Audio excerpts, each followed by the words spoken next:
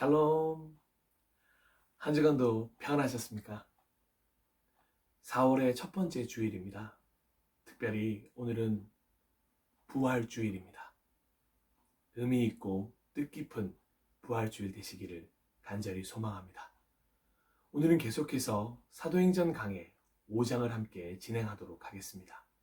오늘은 사도행전 5장 1절에서 11절을 본문으로 하여 교회 밖에 남겨둔 나의 것이라는 제목으로 함께 말씀을 나누고자 합니다. 작은 구멍 하나 때문에 큰 댐이 무너질 수 있다는 것을 직접 보고 경험한 사람이 아니면 아마 믿지 않을 것입니다. 그래서 그 작은 구멍을 늘 소홀히 여기게 되는 것 같습니다. 대수롭지 않게 여겼던 그 작은 일이 정말 큰 결과로 돌아올 때에야 비로소 땅을 치며 후회하게 되는 경우도 많습니다. 바라기는 호미로 막을 것을 가래로 막게 되는 일이 우리 신앙생활에는 없어야 할 것입니다. 오늘 본문을 보니 든든히 서가고 있던 초대교회에 은밀히 찾아드는 유혹에 대해서 기록하고 있습니다. 그런데 이상하고 놀랍게도 많은 사람들이 그래, 이런 일이 생겨야 정상이지라고 박수치며 환영할 만한 일이라고 생각하는 본문이기도 합니다. 언제쯤 초대교회가 무너질 것인가? 내기를 하고 있는 사람들처럼 깨끗하고 거룩하기만 한 교회에 흠집이라도 나면 정말 좋아하는 이들이 있습니다.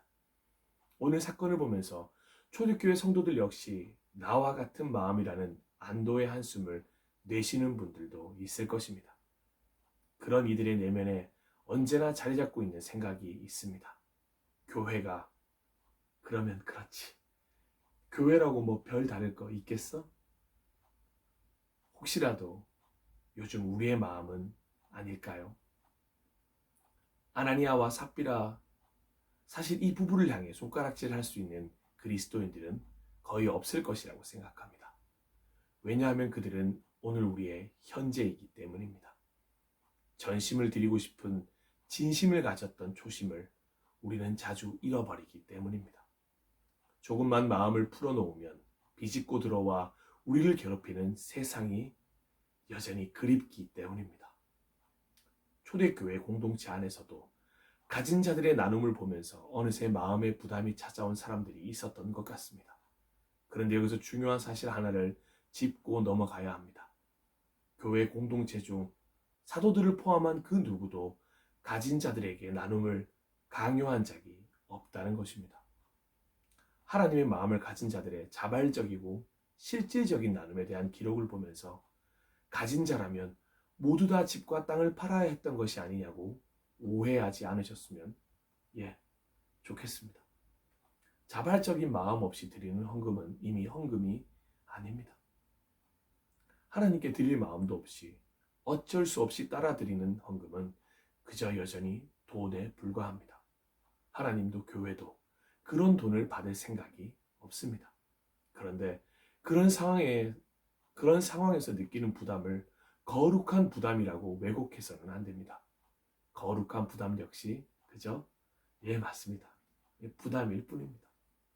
부담을 느끼지 않는 기쁨의 자원이 바로 하나님이 원하시는 마음일 것입니다. 교회 공동체 안에서 일어나는 가진 자들의 실질적인 나눔을 보면서 대표적으로 아나니아와 삽비라 부부가 무척이나 큰 부담을 느꼈던 것 같습니다.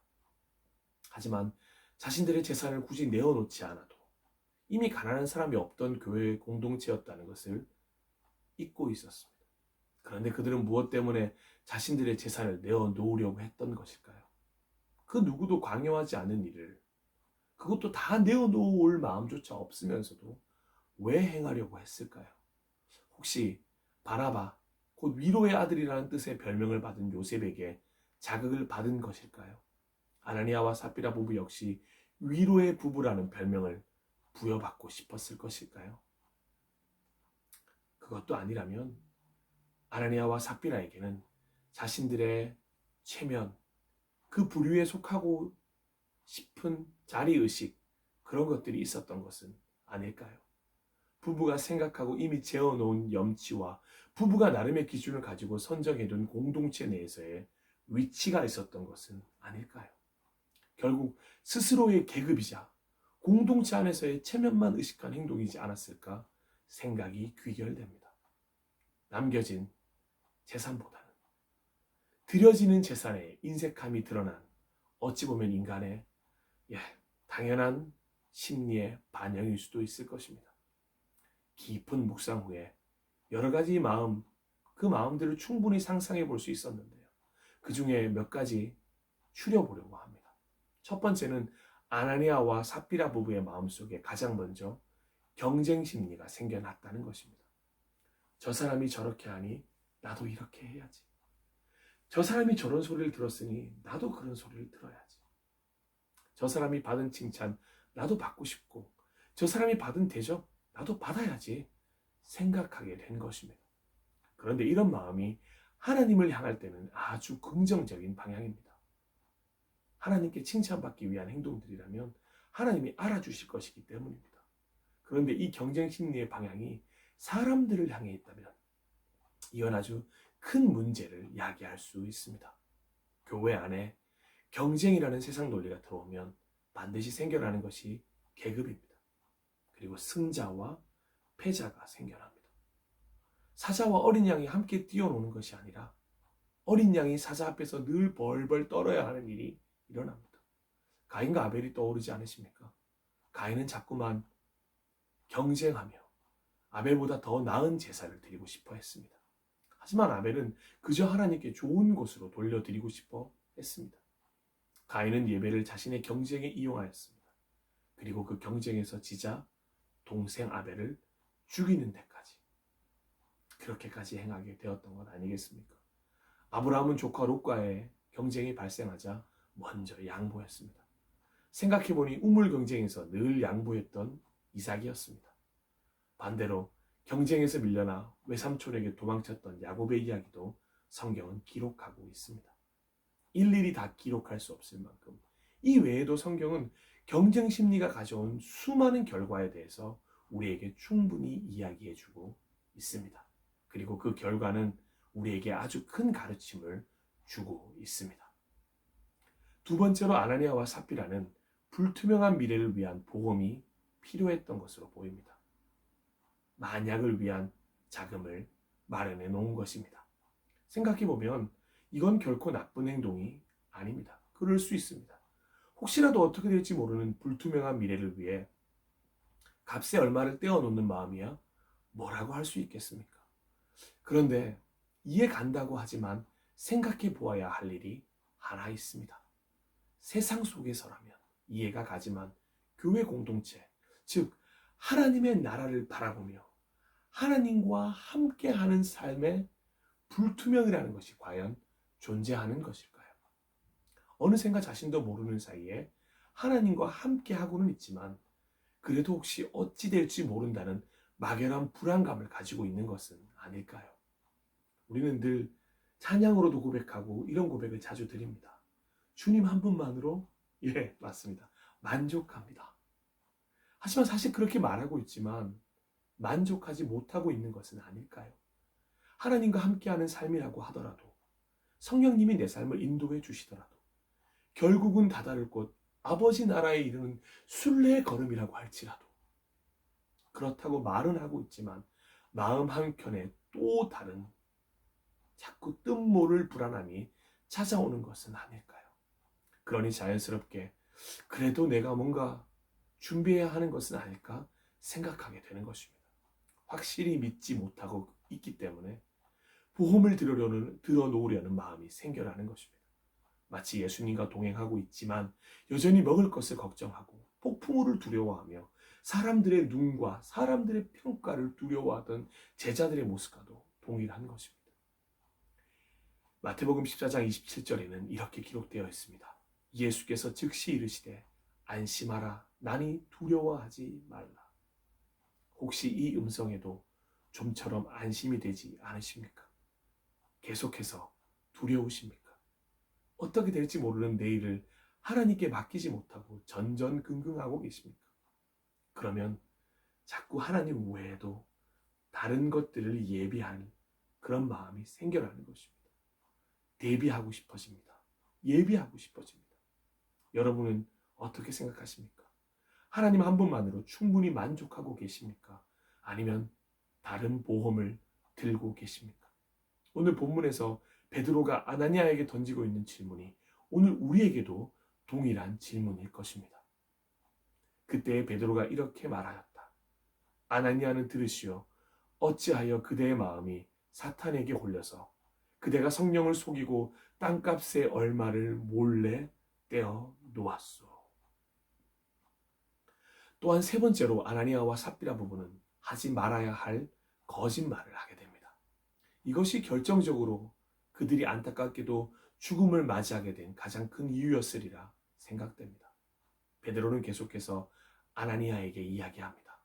솔직히 질책이라기보다는 안타까움이 더욱 크게 느껴지는 베드로의 음성입니다. 사도행전 5장 4절을 함께 보겠습니다. 그 땅은 팔리기 전에도 그대의 것이 아니었소. 또 팔린 뒤에도 그대의 마음대로 할 수 있었던 것이 아니었소. 그런데 어찌하여 이런 일을 할 마음을 먹었소. 그대는 사람을 속인 것이 아니라 하나님을 속인 것이요. 아멘. 전부라고 말할 필요 없이 사실대로 그냥 있는 그대로 떼어놓고 이 정도만 가지고 왔습니다 이야기했으면 어땠을까요? 그런데 마치 자신들이 판도를 모두 가져다 놓은 것처럼 이야기한 거짓말이 정말 심각한 것이었습니다. 그리고 베드로는 아내인 삽비라에게는 한 번 더 기회를 주고 싶은 마음으로 더욱 쉽게 알아들을 수 있도록 질문했습니다. 바로 사도행전 5장 8절 말씀처럼 말이죠. 함께 보도록 하겠습니다. 베드로가 그 여자에게 물었다. 그대들이 판 땅값이 이것뿐이요? 어디 말해보시오. 그 여자가 대답하였다. 예, 그것뿐입니다. 저는 이 구절을 읽으면서 정말 안타까워 발을 동동 굴렀습니다. 여기서라도 삽비라만이라도 거짓말을 하지 않고 사실대로 이야기했다면 어떻게 되었을까요? 왜 이렇게 끝까지 가는 것일까요? 왜 거짓말이라는 녀석은 우리를 절벽 끝으로 몰아세우는 것일까요? 그렇게 될 것을 뻔히 알면서도 왜 우리는 도무지 정직해지지 않는 것일까요? 왜 하나님 앞에서 자꾸만 거짓말이 필요한 것일까요? 아마 그래서 다윗은 밧세바와 저지른 큰 잘못 이후에 원래는 자신을 공격했던 다른 사람을 향해 했던 기도를 먼저 자신을 돌아보는 자신의 기도 제목으로 만들어 평생 실천했던 것은 아닐까 생각해 보았습니다. 바로 이 구절 말입니다. 시편 31편 18절 말씀입니다. 교만하고 완악한 말로 무례히 의인을 치는 거짓 입술로 벙어리 되게 하소서. 아멘. 저 역시 간절하게 기도하게 됩니다. 하나님, 간절히 바라기는 아나니아와 삽비라가 했던 거짓말을 하고 싶어하는 제 입술로 벙어리가 되게 하여 주시옵소서. 거짓 입술로 벙어리가 되게 해 주십시오. 하나님, 자꾸만 거짓말하고 싶어하는 이 입술로 벙어리가 되게 해 주십시오. 오늘도 간절히 기도합니다. 거짓말로 사람만을 속이는 것이 아닙니다. 결국 하나님을 속이는 것이라는 것을 우리는 깨달아야 합니다. 그리고 그 거짓말은 정말 생명을 죽일 수 있다는 것을 우리는 가슴 깊이 새겨야 합니다. 정직해질 수 있는 기회가 있었습니다. 사실대로 이야기할 수 있는 때가 있습니다. 그 순간 거짓말이 아니라 정직하셔야 합니다. 결코 하나님을 속일 수는 없습니다. 그리고 마지막으로 아나니아와 삽비라에게는 하나님의 영, 성령을 시험하고자 하는 마음이 있었다는 것을 알 수 있습니다. 우리가 언제 하나님의 영, 성령을 시험하시는 줄 아십니까? 하와가 선악과를 먹었을 때를 생각해 보시면 됩니다. 누군가 우리의 귀 속에 계속해서 하나님의 진심과 약속에 대해서 호도하게 만드는 이간질을 말할 때입니다. 우리의 시선을 홀려 가지고 있던 예수님의 시선을 빼앗아 먹음직도 하고 보암직도 하게 만듭니다. 그리고 나면 하나님께서 정말 그러실까? 정말 나를 죽이실까? 이미 하셨던 말씀을 시험하는 마음이 생기기 시작하는 것입니다. 하와에게 뱀이었다면 아나니아와 삽비라에게는 아직 완전히 버리지 못한 세상의 소리가 그 범인이었을 것입니다. 그리고 아나니아와 삽비라 서로가 서로에게 세상의 소리를 전했을 것입니다. 박수는 마주칠 때 소리가 납니다. 아나니아의 마음에 있던 세상의 소리 50과 삽비라의 마음에 있던 세상의 소리 50이 합쳐질 때 100이 되어 시험이란 박수 소리를 완성하게 되는 것입니다.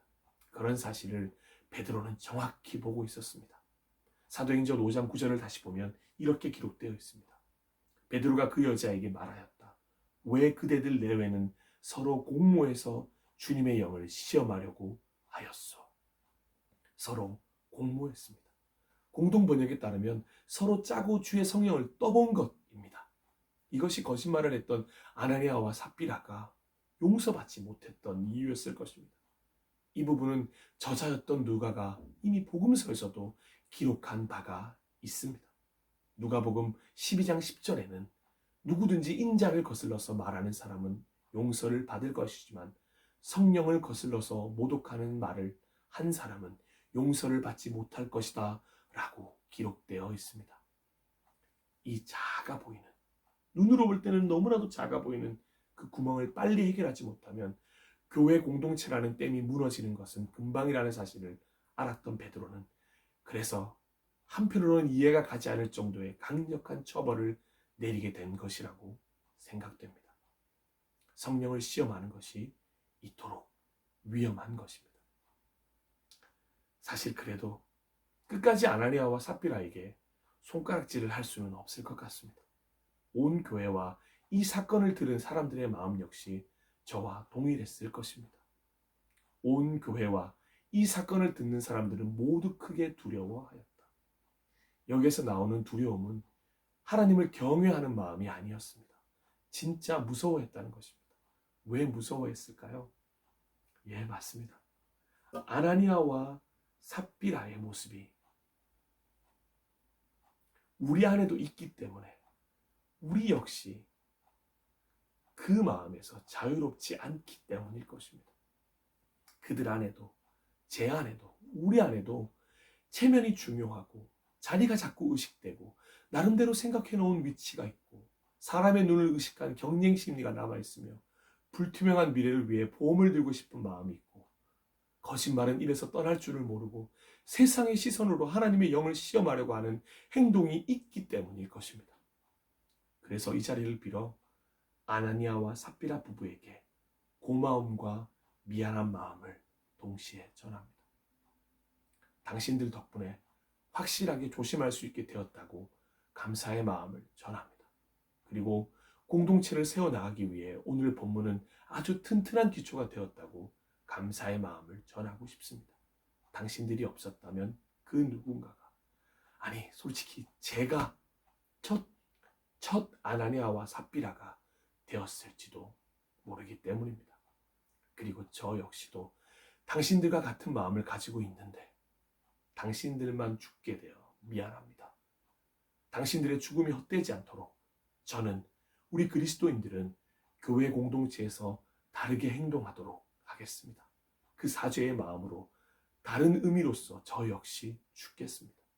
제 자신을 십자가에 못 박아 죽이겠습니다. 나는 죽고 예수로 살겠습니다. 내 안에 예수가 살도록 하겠습니다. 그래서 경쟁이 아닌 나눔과 섬김으로 주님 한 분만으로 넉넉하게 만족하는 신앙인으로 정직함으로 하나님을 신뢰함으로 더욱더 든든하게 공동체를 세워 나가겠습니다. 아나니아와 삽비라여 진심으로 고맙고 진심으로 미안합니다. 사도행전 강해 5장을 마무리하겠습니다. 예수님이 약속하신 하나님의 기름 부으심으로 성령 충만하여 교회가 되어 든든하게 서오던 초대교회의 첫 번째 위기가 오늘 있었습니다. 그런데 신기하고 두렵게도 이 위기는 오늘날의 교회 공동체에도 동일하게 이어지고 있습니다. 우리는 어떻게 해야 할까요? 지금도 교회에 있는 저를 포함한 모든 아나니아와 삽비라들에게 고합니다. 교회 밖에 남겨둔 나의 것을 의지하고 있는 이들에게 고합니다. 그러므로 사랑하는 여러분, 우리에게는 이러한 약속이 있으니 육과 영의 모든 더러움에서 떠나서 자신을 깨끗하게 하며 하나님을 두려워하는 가운데 온전하게 거룩하게 됩시다. 아멘. 모든 것은 하나님의 말씀과 기도로 거룩해집니다. 다시 한번 말씀과 기도로 거룩해지는 변화를 우리 함께 시작합시다. 이제 우리가 변해야 할 때입니다. 함께 잠시 기도하겠습니다.